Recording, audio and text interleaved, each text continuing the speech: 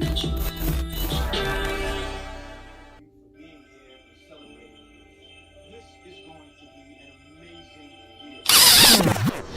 another episode of Kandid Kisses TV. I'm your girl, Michelle C., a.k.a. DJ Make a Move, and I am bringing you another dope talent. But before any of that, like, comment, subscribe. We are on Anchor, Spotify, anything streaming. We are on there. I see you looking what you're looking at. Go ahead and just hit the subscribe button. It's free 99. All right, let's get into it. I am bringing you one of the most talented guys that I have met thus far. He's upcoming, well, not even upcoming, he is a stand-up comedian. He has been seen with the likes of Kevin Hart, Cat Williams, Bill Burr. He is also was the creator and producer of his own comedy special, Tickle Me Tuesdays, which ran for 6 years at the legendary Laugh House in Philly. Not only is he a comedian, he's an actor. And you've seen him on Family Time on Bounce TV. He starred in Sucker for Love, which won first place in Atlanta's Film Festival, and is the current host of the Plastic Cup Boys Tour. Welcome to Kandid Kisses TV, Lawrence Killebrew. Damn, I've never heard that read out loud before. That's pretty dope. Shit. Okay. Like, no, I've never heard that, like, read to me, and I'm all right. Shit. You know what? Sometimes you gotta give yourself the flowers. Yeah. First of all, can I cuss? Am I allowed to cuss? Absolutely. I'm the cussing queen. Get it? Okay. I just want to make sure before I start letting them fly, baby. Letting them fly.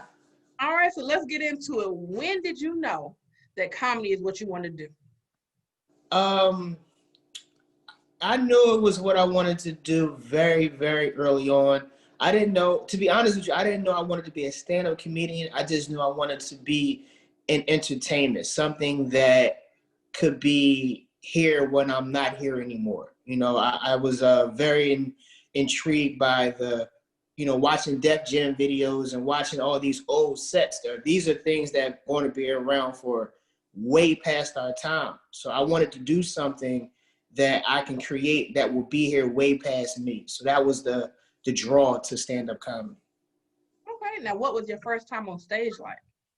It wasn't nothing. It was horrible. I still remember it. It was it was very short. I went down, I asked someone to come see me. Actually the guy that I'm on tour with now, Spank Horton from the Plastic Cup Boys. I asked him to come see me at the Laugh House because I was thinking about doing stand-up. He was like, all right, man, I'm gonna come check you out, see what you got. So I went down there, I was hyped, I went on stage and my exact words were, hey, how y'all feel? Mm-hmm. Oh shit, I forgot what I was gonna say. All right, man, good night. I'll talk to y'all next week. And that was that was my first time on stage. That was my exact words that I said. That was exact what happened. And then I went off and he was like, yo, don't ever call me down here for this bullshit again. and that was really it. That was my first time. So wait a minute. From that, how did he believe in you enough to say, all right, you can go on tour with me? Well, over time, I'm resilient with my shit, so I wanted to do it. So over time, I went back. I never called him again. You know what's crazy? I have never asked him to watch me on stage since that moment. I know that's right. I have never asked him. Now that I'm thinking about this, I've never asked him to watch me on stage since that moment. But I was just determined. I kept coming back. I traveled. I went to other cities to perform. That's one thing that I did very early on.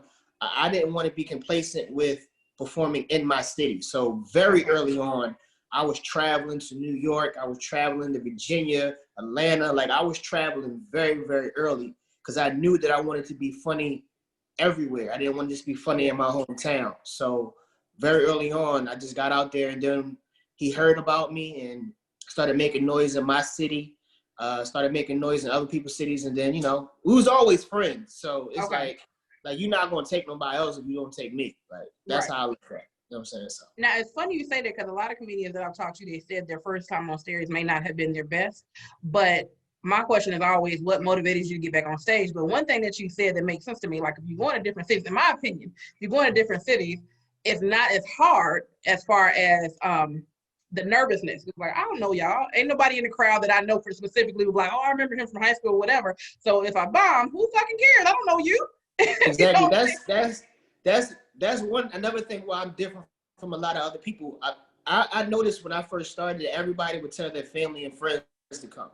Yeah. I was the total opposite. I didn't want nobody around that I knew. Like, it was like, I'm more comfortable in a room full of people that I do not know than a room full of people that I actually know. So my friends, to be honest, my friends and family didn't even know I did comedy for like 3 years after I started. Oh, wow. Like, I hid it from friends and family. Because I wanted to get good. Like, I didn't want them to see me and I was bad.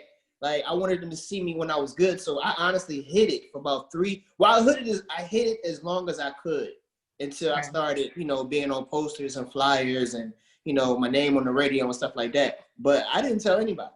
I didn't want them to know. That's the same thing. Now, Sugar King told me that too. He said his first time he went on stage, he didn't tell. I'm thinking, you know, he's gonna invite his friends and family or whatever. He was like, nah, bro, I ain't know the hell I was doing. I ain't want no have a reason for them to clown me for the rest of my life. No. I didn't ask nobody. And even to this day, I'm not really an invite family type person. I would rather them just see it and come and show up. Because then sometimes I get that, like, I get nervous if I know it's people in the crowd that I care about. And I know that sounds kind of weird, but no, I get you. Yeah, when it's people that I care about in the crowd, I feel a different sense of, okay, I got to do good. So I get nervous. When I know that if I just have the mindset, I don't know anybody out there, I'm very, very confident. So. Absolutely. Now, how did you start your writing? Did you start with like lyrics or poetry, or are you just always doing like written down comedy ideas or stuff that you thought was funny? I actually just started writing down stuff. For the first part of my career, I didn't write anything down. It was more so I would come up with an idea and then just go on stage and start talking. But I had the luxury, most comedians don't have that luxury to have a place where I have that leeway to just go and try out stuff. A lot of comedians, when they go on the road and when they go out, they have to do their best shit every time. But I had got into a comedy club that was very supportive of me and wanted me to do well. So I was able to go into a club and not do well and not worry about that I'm not going to be able to get on next week.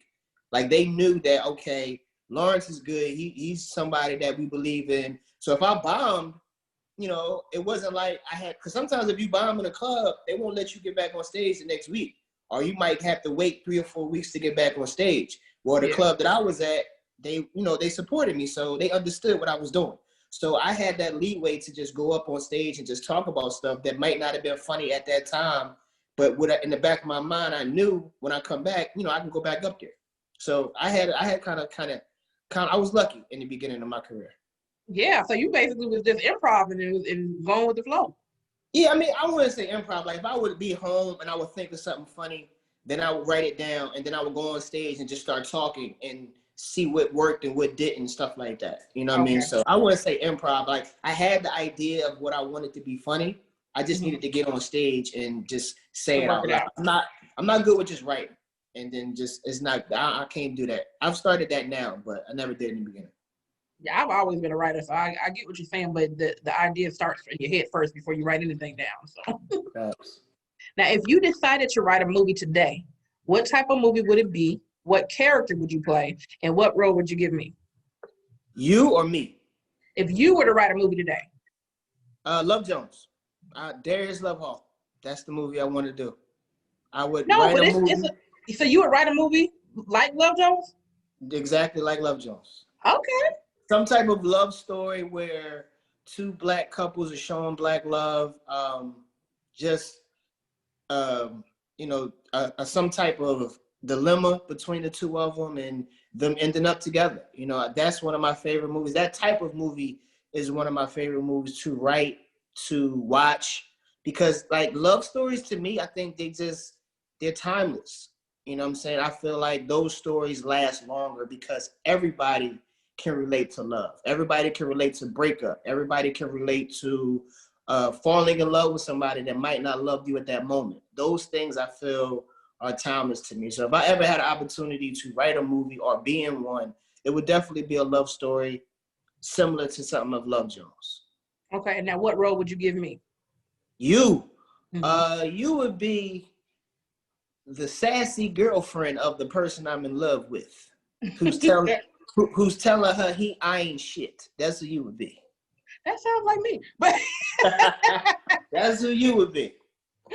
Now, how have you stayed motivated in the entertainment business, especially during the quarantine time? Bills. Yeah, that'll do it. Bills.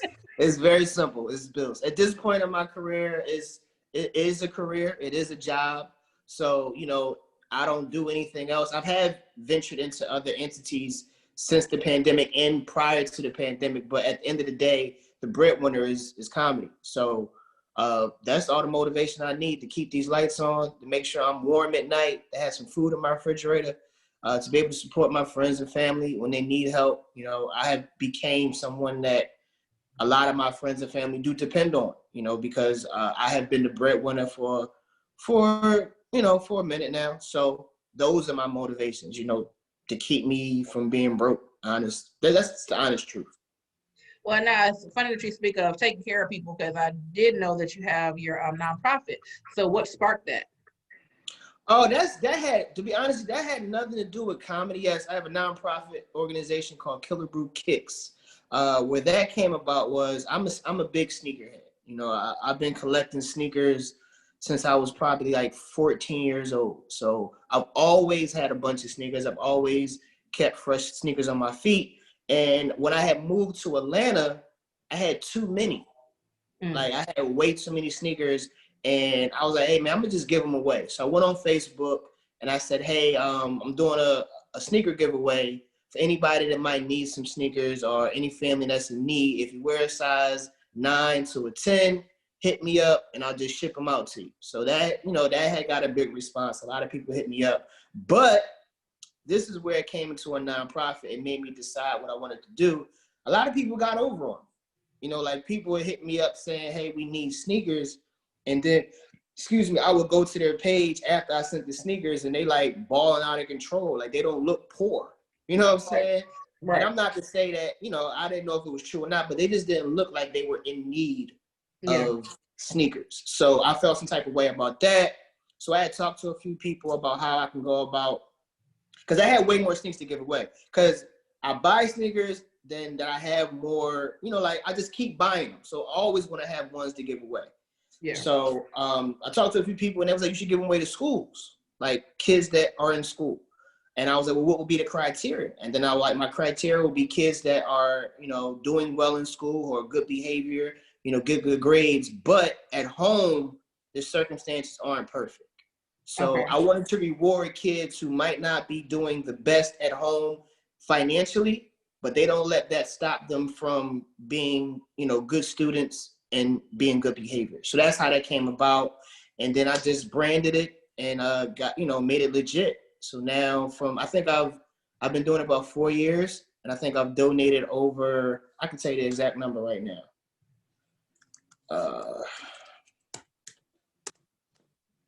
453 pairs of sneakers over 4 years. Awesome. Well, the one thing you didn't do, you didn't give a stipulation. So yeah, it's good that you finally formulated it to a nonprofit. It's like if you post or now on Facebook now, like I got free kicks who want them, I'm gonna be like, let me get the size 8 and because you ain't got stipulation. So you come on now, everybody wants something free.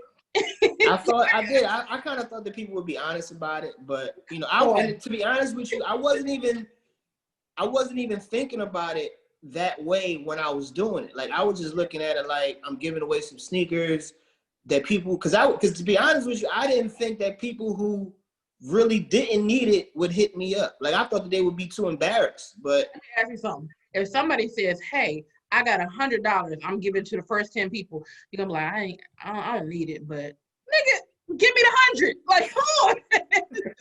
You Why right. not? You said you're gonna give it to me. You right. You right. So, okay, well, let me ask you something. What is your ultimate goal you want to achieve in this industry?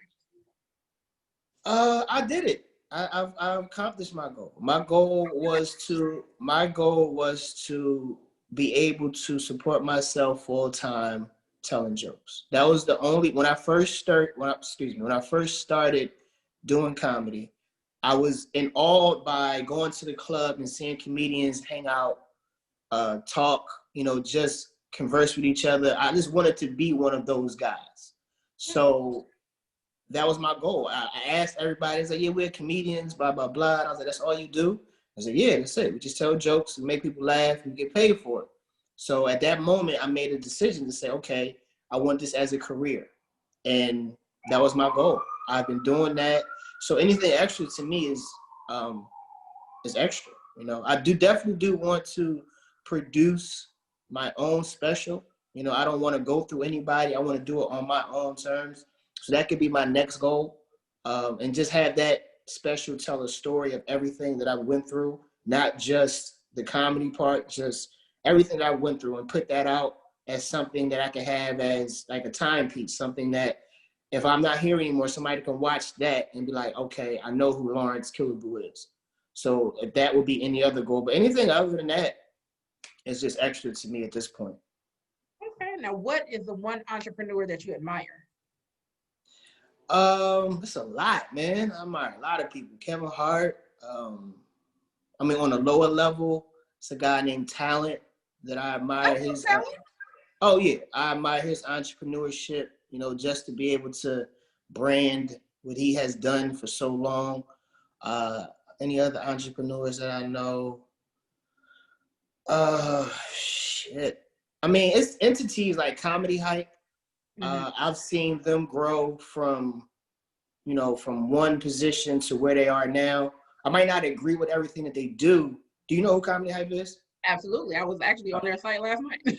Oh, okay. I might not agree with everything that they do, but I do admire their growth because I remember when they weren't nothing, you know, into where they're at now, to being such a multimedia outlet for comedy. I admire that because I've seen that. Like, I like to see growth and see things from one position to the next. And I've actually witnessed them go from being just a small network to what they are now. And I can imagine it's only getting bigger. But yeah, Kev, his entrepreneurship is dope. The way he being branded and other, like, he's selling toothbrushes and he got to deal with Chase. I thought that was dope as a toothbrushes. Wow, I knew that. Yeah, toothbrushes, athletic wear. Like, he had his own Nike shoe. I thought that was amazing. That was super dope.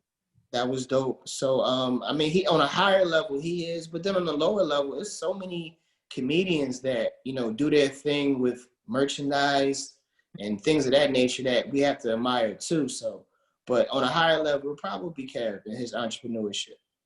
Okay. Now, you know, one thing that it just came to me, but because you have your nonprofit, and when you said the shoe or whatever, have you ever thought about like just creating your own shoe and call it the Killebrew Kick and then selling that? I thought about it, but I would love to do that, but to be honest with you, I don't know. Like, I want it to be through Nike though. Yeah, that's what I'm saying. I mean, I would. I've never really thought about it, to be honest. I would love to do it. I don't know. I don't know how. If I find information, research, talk to Kev, be like, hey, since you already got to connect to him, hey, this is what I want to do. How can we line this up? You got the connects, use them. Facts. I've never done that. I've never reached out and asked about that. But that is a good. You know what? You might have just sparked the idea for me. Great, and I want 10%. You ain't that Hollywood for you. I might just start working on that. I don't even want 10%. If you decide to do that, all I want is a free pair of sign. That's all I want. I might, you know what? Now that you said it, I'm really about to look into it. Because I actually have, and it's crazy because I'm an ambassador with Nike myself through my Killebrew Kicks. I reached out to them. And I mean, what they do, how it works is when you're an ambassador for Nike, they want people that are doing things outside of Nike on their own. So when someone introduced me to that, her name is Amber Berkshire, matter of fact. She was a comedian. She introduced me to that idea, and I reached out to them and just showed them documentation of what I've been doing. And once that, they asked me if I wanted to be an ambassador. So what they do is they'll donate sneaks themselves to my nonprofit, and they'll donate sneaks to me sometimes. And I get discounts on certain things. But I just never really looked at it as to create my own sneaker. So, but what gave me the idea, I have a good friend of mine. He is a shoe designer, and he actually just won a competition for the what shoe was it? Kobe shoe. So they designed the Kobe shoe, and he actually won. And I'm like, you know what? Because you can design. That's what made me think about it. I'm just like, so yeah, you can go ahead and be the next one, design the shoes and get them out there. Say no more. I'm about to look into it, honestly. Let's get it. Now I know you act too. So what do you prefer? Well, what is the difference with the acting on TV and movies versus stand up? Like I know you love stand up, but if you had to just, I guess, choose one or the other, what is going to be your go-to? Well, I would definitely choose comedy all day. I would never not. I would never be that guy who's in comedy then gets into movies and then just leaves comedy alone. The reason I love comedy so much is because it's my thoughts, it's my ideas, it's my original personality. You know, when you're doing a movie and you're doing TV, those are other people's thoughts, those are other people's ideas, and you're just adding your personality to it. So for me, I mean, I love it, and it pays way better than comedy does sometimes. It may be less work, but I just feel the rush of being on stage and something that you thought about saying it to a group of people and they react is a better feeling than someone feeding me lines to say and then I get a reaction, you know? Yeah, because with comedy, you get that instant gratification. Yeah. And then sometimes with TV, you know, like it's not, the crowd's not there sometimes. And, you know, then you got to watch it on TV and it's just a little different. But I will always choose comedy over that. I don't mind acting. I don't mind doing it. I would love to do more of it. But just to me, comedy, I'm a true stand-up comedian. Like I didn't get into comedy to be famous. I didn't get into comedy to be in movies and TV shows. I got into comedy to be a comedian, period. Okay. Well, I know I'm doing my little acting classes and stuff, but what is the, I guess, what would be the hardest audition you've ever had? I mean, it's going to sound cocky. I haven't had to audition. Oh, God, you know the Eddie Murphy? I mean, and it's not, I mean, I haven't been in much, but like Okay. the first movie I did was called Sucker for Love. And I did that movie because my man Spank was in the movie. And the guy said, we need another character to play this role. And he was like, my boy, he's funny. Boom. I got in that movie like that. The second movie I did was kind of, was on stage, and the guy that was shooting the movie, he came to the show. He was like, yo, I think I got a part that'll fit for you. And I did that. And then when I got on the TV show, because I was in LA and my friend was on the TV show. And he asked me to come hang out with him at the set. And I was just in the set. They had like not a green room, but they had like a break room where everybody would come and eat food and shit like that. And I was just in there talking shit about the food, like all this shit free. Like I just couldn't believe that all this food was free. And I was like, man, I'm trying to take some of this shit home. And just so happens, dude, just keep calling. And it just so happens that the director was in the green room. Okay. And he's like, hey, man, you think you want to get on and try some work on camera? I was like, shit, hell yeah. Right. And then I just got on the camera and and what I was saying worked. And he was like, let's try you in another scene. And then that's how it went. So I've never had to audition. I've auditioned for comedy, for comedy clubs. Okay. Those have been hard. Like I auditioned for stand-up, was Last Comic Standing. That was probably the hardest one because you had to be funny in 1 minute. And that was very difficult. So like it's like you're yeah, so Last Comic Standing was probably stand-up wise was probably the hardest audition I had. All right. Well, what are some words of wisdom you would give any upcoming entrepreneur or entertainer that's trying to be in the business? That's trying to get into the business now? Mm-hmm. Don't quit. Don't get in the business. Okay. We don't need no more comedians. I don't want no more competition. I'm tired of this competition. I don't want no more competition. If you're thinking about being a comedian, don't. Sorry, let me stop. No, for real, honestly, the best advice I can give anybody that's thinking about getting into any entity is business. If it's stand-up comedy, acting, is just to make the decision that that's what you want to do. So many people get into something, and then 6 months later, they're not doing it no more. Mm-hmm. Make sure whatever it is that you want to do, that's what you want to do. And then make the commitment that no matter what happens in life, you will never stop doing that. And you'll be fine. That's all you got to do. Whatever it is, I don't care if it's a book you want to write. I don't care if you want to own a store, a barbershop, if you want to, whatever it is you want to do, make the decision to do that.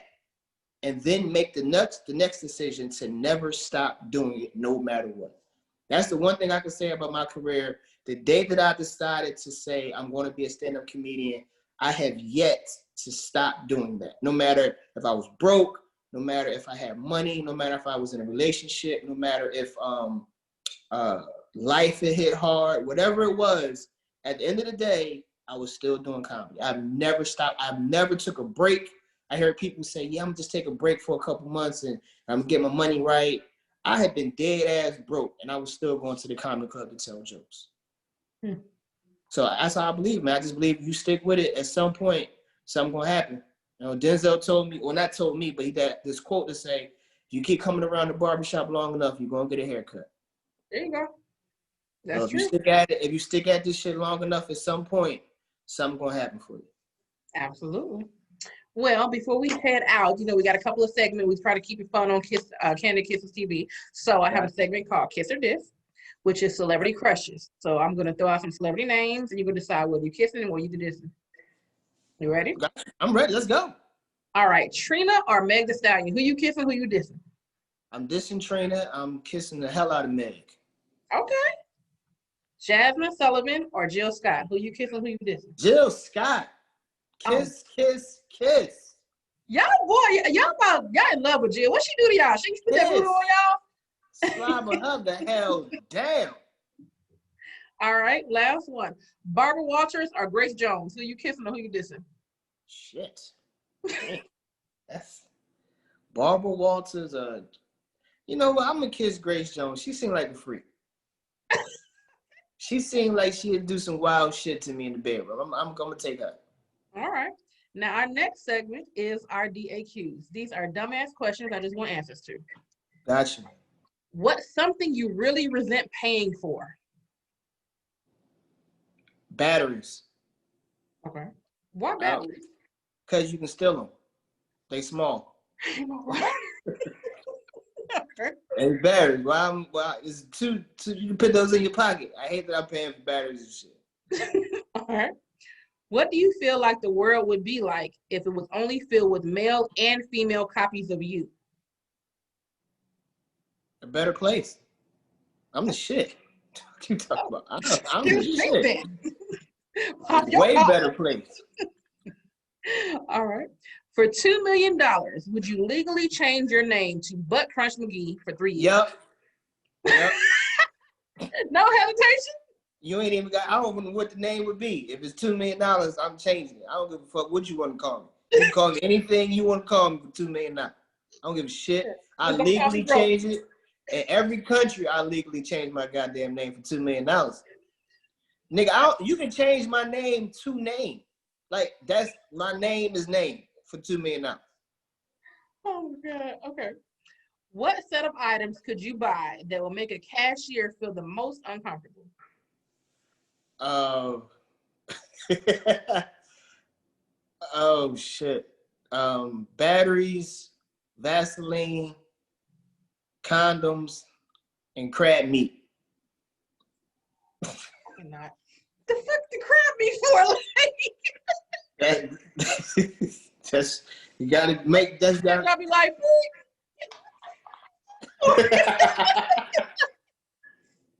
okay. What are some red flags to look out for in daily life? Indecisiveness. I hate people that don't never. I hate people that don't never know shit. Yes. Like, that's it's a big turn off to me. When you ask somebody something and they constantly say they don't know, you know, like, know what you want. That shit to me is like, there's gonna be a problem with this person later on in life. So indecisiveness is definitely a big red flag to me. And someone who always talks about their past. Like, I used to be this, or I used to do that. To me, that's just that you still stuck on who you used to be or who you were, and you're not ready to accept who you are now. So those are definitely two red flags that I hate that I see in people. All right. Now, what is the worst business name you could give a fast food restaurant? Well, I hate this name, Piggly Wiggly. I hate that name. That's a restaurant. That's not a restaurant. That's a grocery store, ain't it? It is? I thought it was restaurant. Piggly Uh-uh. Wiggly. I hate that name. I think it just sounds perverted. Piggly Wiggly. I cannot. I think I'll name it. What would I name it? Yeah, that's fat. That's yeah. I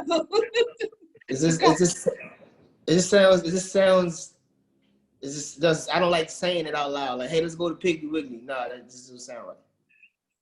All right. Now we are on our newest segment, GMG, and that stands for What Grinds My Gloss. But when I have a male on here, it's What Grinds Your Gangster. So I'm gonna ask you, what grinds your gangster? What dudes taking too many selfies on social media. That shit is like, why do you have 10 pictures of your face on your Instagram? I know it's your face, but nigga, stop. I hate that. You know what else I hate? I hate seeing people take pictures of themselves in public. It's like the most irritating shit ever. Like, move. Why the fuck are you in the way, standing there, holding the camera like, move, nigga, move. So that really grinds my shits. And dudes who take videos of them doing hookah, that is the weirdest shit in the world. Stop that shit, man. Why are you blowing smoke into a camera? Why? Absolutely. I hate that shit. I hate that. I hate dudes who tie their Timbs to the top. Stop tying your boots to the top. That shit grinds my fucking gears. Stop tying. Boots are not supposed to be tied up to the top, nigga. Stop. No, you know what grinds my gloss is the niggas that they button it all the way up, they shirt all the way to the top like the Mexicans. Yes. What, nigga? Your neck is dying. Can you breathe? Nigga, stop it. And see, those are a couple. It's some shit for women too. I got some shit. I don't like when women don't close the shower curtain when they get out the bathtub. I don't like that. That's I don't know. Cause my girl used to hate the fact that I did it. So now I'm like so used to doing it that when I go into a bathroom, I see a shower curtain, it irks my soul. You know what? What grinds my gloss is people that lock doors that you ain't telling them to close. Like, prime example, I got a door in my house that I do not have a key to.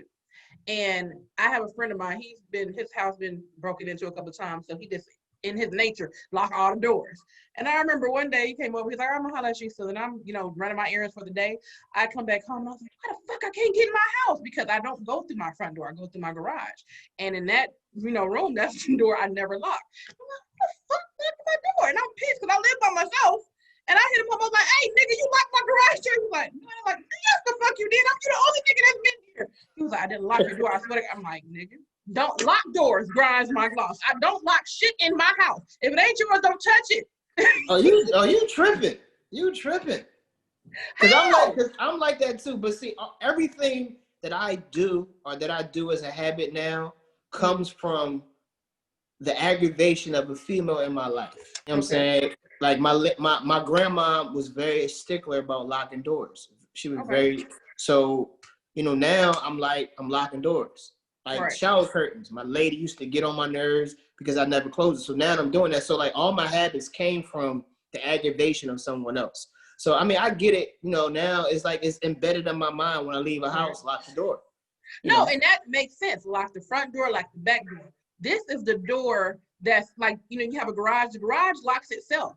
So this little door right here don't have to be locked. If you want to lock it, so be it. But I don't have the key to that one, so I don't lock it. I get it. It's your fucking door. Shit. I'm saying. I'm like, didn't I tell you to touch that shit? But anyway.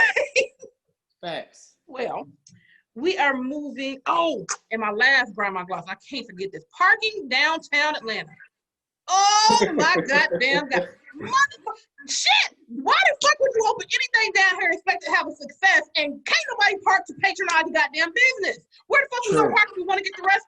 Like, I'm not even gonna shout out there, but I went to a restaurant yesterday and I was hyped about it because they were, oh, it's so great. Well, I'm cool. I put in the GPS, I'm pulling up like, where's supposed to park? Oh, I got to pay for parking and then pay you? Oh no, I'm good. I'll go to Popeyes. Fuck that. I'm not doing it. But anyway, on On to the next thing. Before we get out of here, I want to introduce you to a game that me and my homie created. It's called SingADoo. Created over quarantine. So what it is, it's a musical game, and you have to sing the melody on the card, but you can only use the word do. Okay. All right. So I'm gonna give you some examples, and then I'm gonna let you do some, and I'm gonna do a couple. So we got like R&B hits, hip hop, greatest hits. So all these different categories, and then I'm just gonna do the song, and you have to guess what I'm doing. I gotta guess the song that you singing. Okay. But I'm only using the word do, so it's not like I'm singing the melody and do. Okay. All right, let's get it. Do do do do do do do do do do do do do do do do do. I don't know what the fuck that is. I don't know. You don't know Whitney Houston? Whatever you are for me, I'm giving you. Oh hell no! I didn't know that was that. The fuck, nigga? How the hell, man? Whatever. All right. All right. Let's see. I'm gonna try to get one. You talking about? You wouldn't know that shit either if I did it to you. Yes, it's my game, so of course I would know it. Oh, all right. All right, I got one. I'm trying to find something that you like hip hop or like what's your thing? Hip hop is cool. Hip hop is cool. All right, let me see if I can find a hip hop that you would know. You ain't gonna. Wait a minute. You might know it because I'm looking at it. If you got Nintendo, you might know this one. Hopefully. Where you from? Philly. I don't know if you're gonna know. I'm gonna try it. You might know it. All right. Do do do do do do do do do do do do do do. Do do do do do do do do do do do do do do do. Nah. The ghetto jam is about to slam. You know Domino? Hell no. Who the fuck is that? Okay, see, you just don't know. Okay, actually he was the original Nate Dogg. He was the first nigga that was singing hooks. Oh, no, that was a rap. before my time. That's before my time. I don't know that. You know what you talking about? What'd you say? He came out in the 90s. I don't know. Okay. Hopefully you'll know this one. Shit, I don't know if I could do that right now. All right, so I'll do R&B. Hopefully you'll know R&B. Let's go. Do do do do do do do do do do do.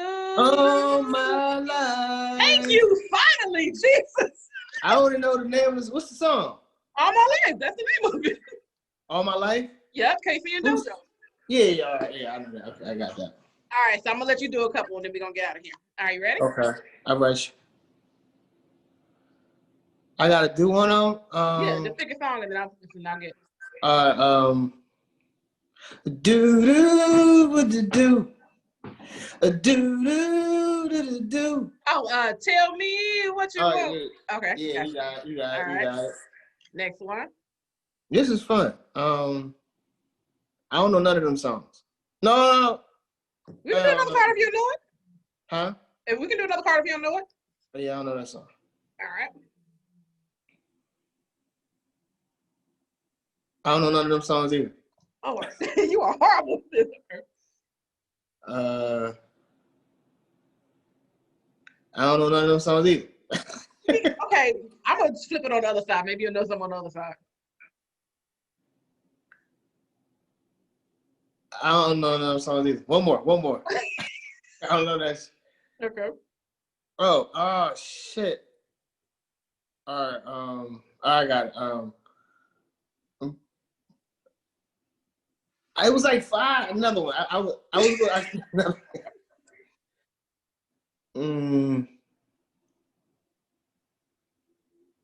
don't know that. I can't. I don't know. I'm fucking up. You're not gonna be on my team when we play that. Sorry. You got it? All right. Okay, I got it. Okay. You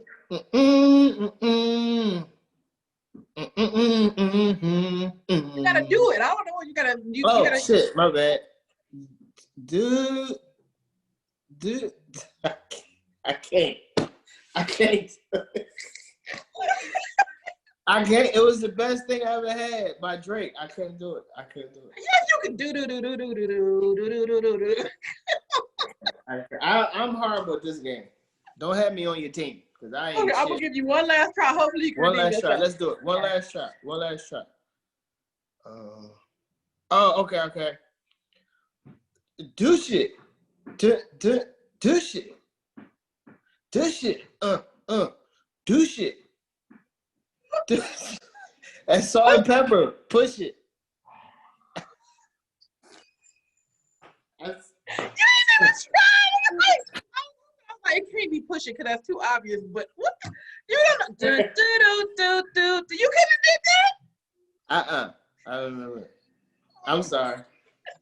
Well, that is how you play SingADoo. It is the perfect family-friendly game. If you're interested, you can order it at SingADoo.com. And please let them know where they can find you and any of the merchandise that you have for sale and everything that you have going on.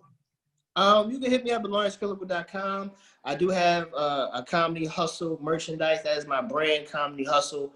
You can go to my website also, or you can go to my Instagram and follow me on Lawrence C3H. You can see all. I have sweatshirts, T-shirts, hats, phone cases, mugs, backpacks.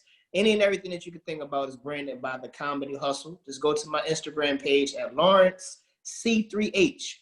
Click the link in the bio. You will see everything that I have for sale. I have a comedy album for sale. Actually, I have 2: Comedy Hustle Live Part 2.